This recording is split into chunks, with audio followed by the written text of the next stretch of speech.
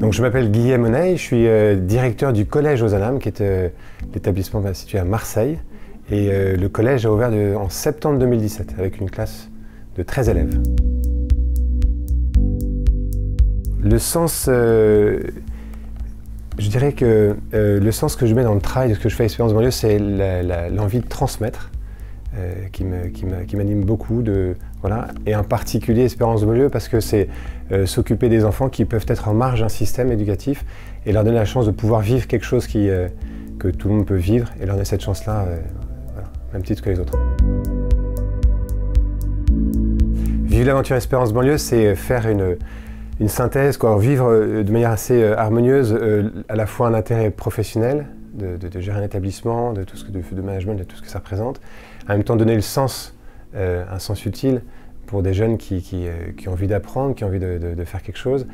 Et puis je dirais aussi construire un petit peu une goutte d'eau dans la construction de la France de demain, donner à ces jeunes l'envie, le goût d'apprendre et le goût de la France, de la culture.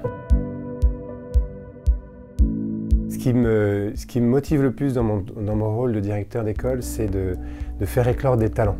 Ça, c'est voir un enfant qui se découvre, qui découvre tout ce dont il est capable et s'en émerveille et lui-même il prenne goût. Ça, c'est une grande satisfaction pour un directeur.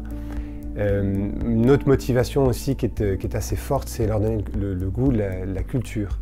La culture et de l'imagination, de la créativité. Ça, quand un enfant touche ça et commence à toucher ça, il devient participatif à créer autour de lui, à devenir ce qu'il est. Et ça, c'est pour moi une grande satisfaction.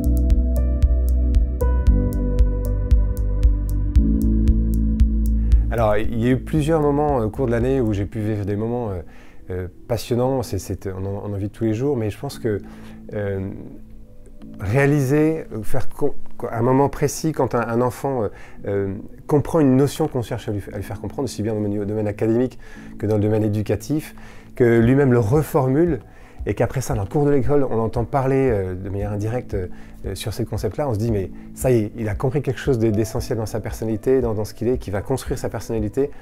Et pour ça, c'est une grande satisfaction qui m'est arrivée plusieurs fois et j'ai eu beaucoup de plaisir à voir un enfant grandir, s'élever. C'était un peu ça qui m'intéressait. Et puis je pense qu'à l'âge du collège, il y a quelque chose qui est très enthousiasmant pour un professeur, c'est de vivre des dépassements avec ses élèves. En fait, tout l'enjeu du collège, c'est comment est-ce qu'un enfant va se construire et va se découvrir dans des réalisations qui vont l'amener à se dépasser. Et c'est un âge où on est obligé, nous, en tant qu'éducateurs, de se dépasser avec eux. On fait une ascension d'un sommet marseillais, et ben on est avec eux et nous aussi on doit se dépasser, quoi. Et ce moment de dépassement partagé, c'est des grands moments qui sont très forts et qui nous rapprochent beaucoup de nos élèves.